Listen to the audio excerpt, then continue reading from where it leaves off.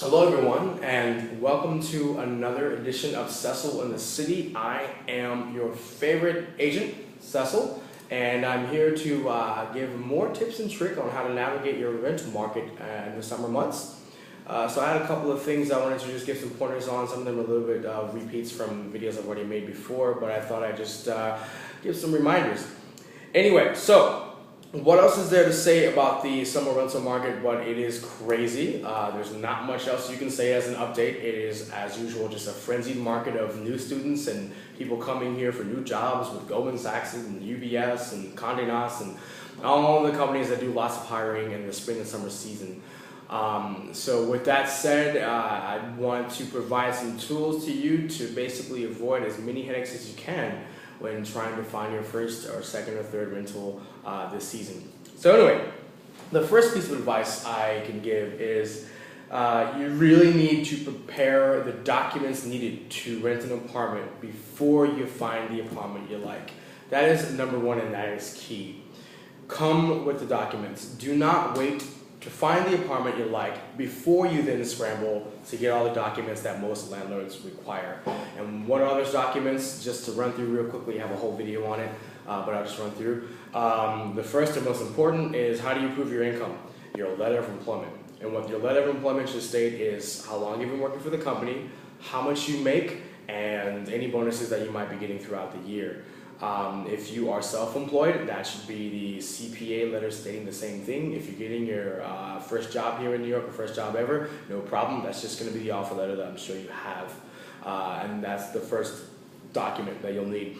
You'll also need your tax return. Some landlords require the first year, last year, some require the last 2 years. Then there's the copy of the photo ID, and some landlords require the landlord reference letter. Those are the documents that are required to rent. And believe me, you do not want to find the apartment and then go scramble for the next 2 or 3 days looking for that. How long do you think it'll take your HR department to get you that letter of employment? I've seen some happen, and some people get it really fast. I've seen it take forever. And while you're scrambling, taking 2 or 3 days to get this letter, somebody else will come and rent the apartment that you like. Get it ready beforehand. Do not wait. Number one piece of advice. Also, it's summer. You need to be prepared to make a decision on something that you like, not everything, but something that an apartment that you like, you can see yourself living in within a day or two of seeing it. You cannot see an apartment on a Monday and tell me that I'll get back to you and I'm going to think about it for a week and I'll get back to you on Friday. I'm going to give this advice to you in person. If you haven't seen this video, maybe you're not going to take it. In my mind, I'm just going to nod my head and say, yeah, great, I will show you a new apartment on Friday because that one's going to be gone, and guaranteed it's summer.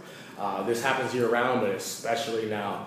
You need to make the decision within a day or two. If you see an apartment in the morning, if you feel you can make a decision by the evening, by all means do it. I have seen apartments go within hours, and it has happened several times. So don't think that you are still renting an apartment in Boston or where I'm from, Houston, Texas, where the building sits there and you can come back in a month and rent something there. Here in New York, 1 or 2 days, it's gone. Somebody else's apartment. It's not your decision to make anymore. Somebody else is making it for you because they took it. Anyway, that's the second piece of advice. Do not sit on a good apartment for a couple of days. Just take it. If you submit an application and hold the apartment, you can kind of keep looking a little bit, although I wouldn't advise that. Once you submit an application, it should be the one you want. But you're not locked in when you submit an application. Just do it within a day or two. Do not wait. And the next piece of advice is this summer, and really any time of the year, there's really no need to start your search more than 3 to 5 weeks out. Why? Ties into what I just said. You see an apartment, you didn't make a decision within 2 or 3 days. There's no need to get on the internet and start calling around for apartments before 3 to 5 weeks out. If you're doing it 2 or 3, 4, 5 months out, which happens, believe it or not, you won't be seeing any apartments you can actually take for the target move date that you desire, which for most people is when current lease ends or when their new job is starting in the city. Just today, honest to God, I'm making this video as of the last week in April, and I got 2 calls. One was from somebody looking for an apartment for where the lease would start August 1st, and the next was for somebody looking for a September 1st lease start date. It's the last week in April. why would you want to see apartments for September 1st? Nothing you see now will be available for your date, although I will meet you because I'll just say, hey, listen, we'll narrow it down to the buildings that you like and come revisit them closer to your move date. But nothing you see now will still be available more than 2 or 3 to 4 days out. And if you just use some common sense and regarding the Manhattan rental market, if an apartment stays vacant for even 2 weeks, 3 weeks in the summer, there's probably something wrong with that apartment. It's not a good apartment, so nothing's gonna last 2 or 3 months. And even if there's nothing wrong with the fact that the apartment is just overpriced, there's something wrong with that apartment. Nothing should stay vacant for more than 2 weeks in the summer, and even that is very long. So that is the third piece of advice. Don't start your search too early. You just spin your wheels and be frustrated about all the brokers on the other end of the line saying this too early, click. And the last piece of advice I can give, and it is actually the most important, I saved the best for the last. What else would somebody like me tell you as their number one piece of advice? What would an agent say to you? Use an agent. Do not spin your wheels to searching online and looking at the plethora of ads that are nothing but, thousands upon thousands of duplicates and repeats and old ads with old pricing, some just downright fake and misleading, when you can use an agent. And part of our job and our purpose is to have access and know on a daily basis, on an hourly basis, what is currently available now. How many times have you called an ad on Craigslist or New York Times or Zillow or even Spreezy nowadays that is full of these things, these duplicates, and found, oh, it's not available. Well, found the other agent to say to you, it's not available, but let me show you something else. It's gonna happen. It constantly happens. We list something in the morning, it can be gone by the evening. Once you've met with 2 or 3 or 4 brokers and you find the one that you like and trust who seems honest and doesn't seem too slimy, use that agent. It's very hard, I know, to relinquish control of the search, especially when sitting online and looking at beautiful, professionally snapped photos of doorman buildings and stainless steel appliances and nice fireplaces and all that stuff. It's fun. It's fun to do that on your lunch break. It's fun to do that in the evening. And it's very hard to relinquish that task and that control of your search, but you will spin your wheels if you spend most of your time online looking at these pictures, calling 50 brokers who now have your number and your email and your contact information, and most of them will follow up on a daily basis. Imagine that, 50 brokers following up on a daily basis. Nightmare. Use an agent. Don't sit there and spin your wheels online. Most of that stuff is fake and misleading. Of course, almost all of it says no fee, my God. All of it says no fee, I know. There's not as many no-fee apartments out there available, but an agent, once you tell them you prefer no-fee, will find no-fee stuff for you. You just need to use one of them. And that is also to say that we all have access to the very same apartments. What you see me advertise online, any other agent can show my listing. And I can show anyone else's listing. You just need to find the person that you like and trust, and you need to use them.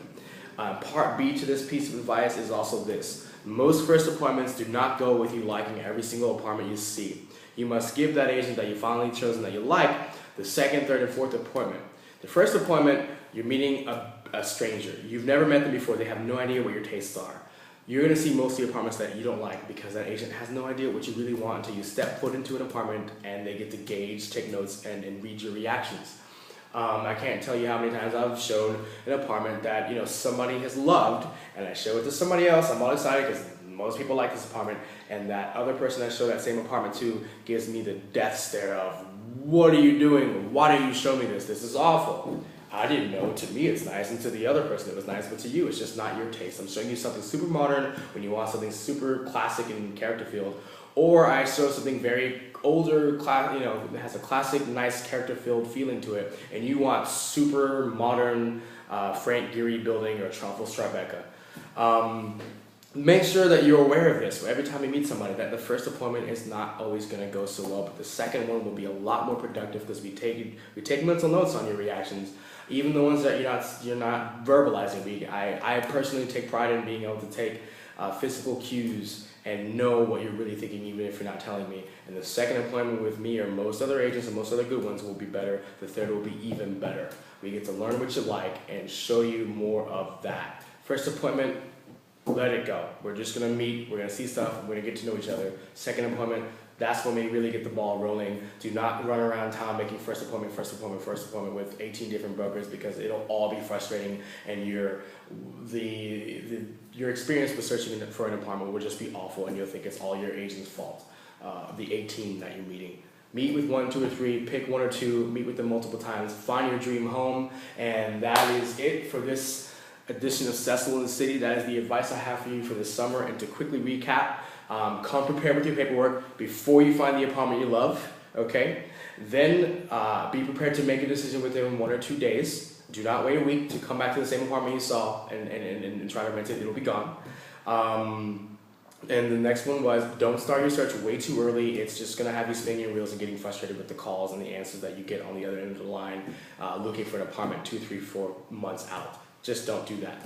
And use an agent once you find one you like. I know we have a certain reputation, but once you find one you like, I promise you it'll bring you the apartment that you love a lot faster than meeting with 15 of us and just pulling your hair out because you're not seeing anything you like. So that's it. I hope this helped. I hope that gave you some great and useful tools for searching this summer.